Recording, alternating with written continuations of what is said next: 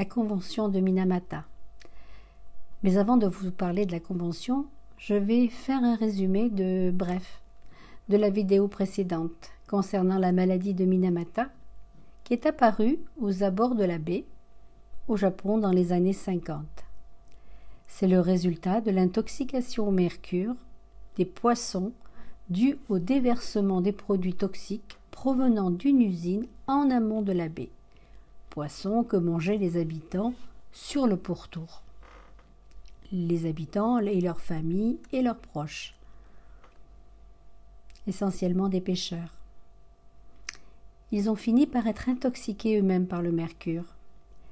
Les symptômes sont principalement neurologiques, pouvant aller jusqu'au décès. L'intoxication au mercure s'appelle aussi hydrargyrisme. Les conséquences de cette intoxication ont été terribles sur les habitants et leur descendance, et elles perdurent encore aujourd'hui. À l'époque, le traitement était très limité, voire inconnu. Les enfants, nés de parents gravement intoxiqués, ont eu des enfants gravement handicapés. Quelle épreuve, mais quelle douleur pour les parents et les enfants.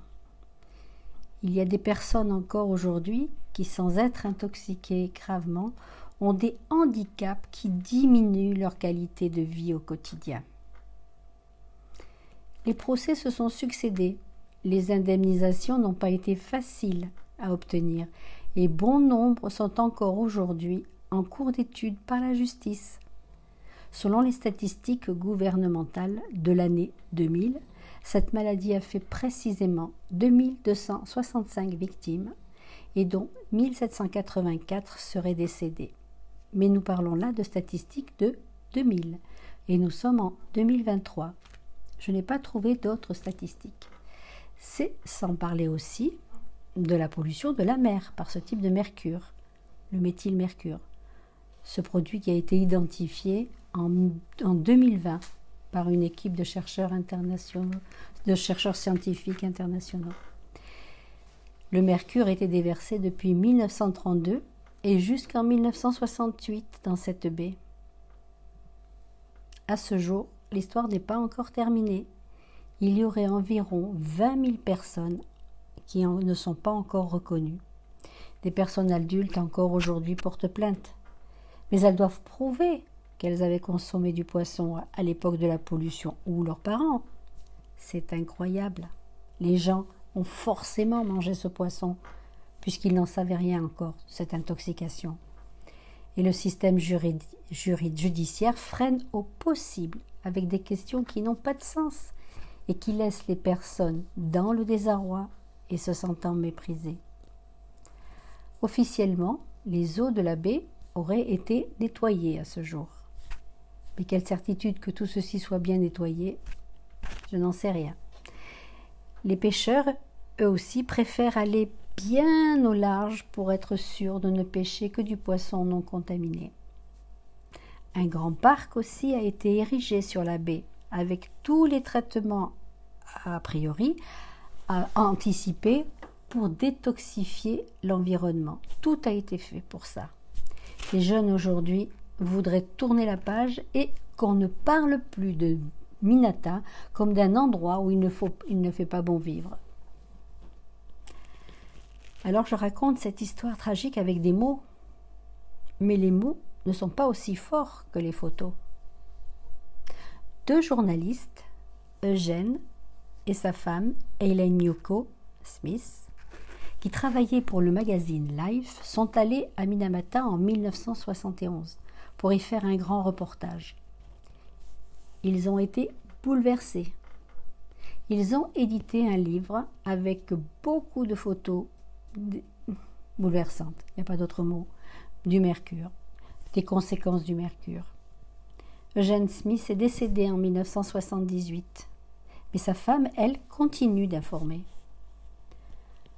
En 2021, un film américain a été tourné avec Johnny Depp dans le rôle du journaliste Eugene Smith. Le titre du film, Minamata, bien évidemment.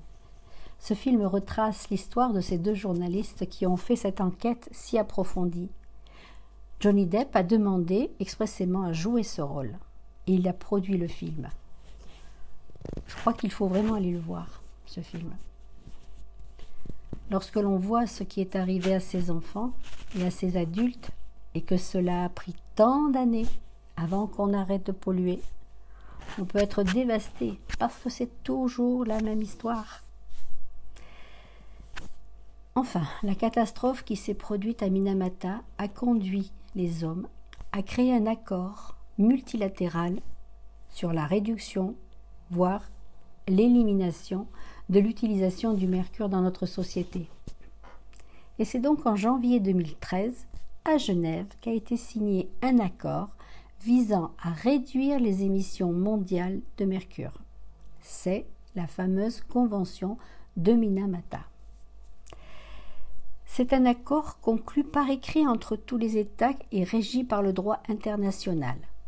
Cela ne s'est pas fait du jour au lendemain, ça a pris beaucoup de temps. Il faut d'abord écrire un règlement définissant des mesures et des obligations, établir une charte, etc., etc.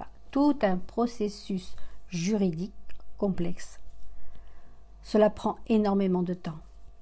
Ensuite, il faut l'accord et la signature de tous les États qui ont participé à l'élaboration de ce projet avant d'arriver à cette convention de Minamata. Cela représentait à l'époque un véritable espoir pour permettre d'éliminer ou au moins de réduire l'utilisation du mercure. Mais vous verrez, ce n'est pas aussi simple que ça.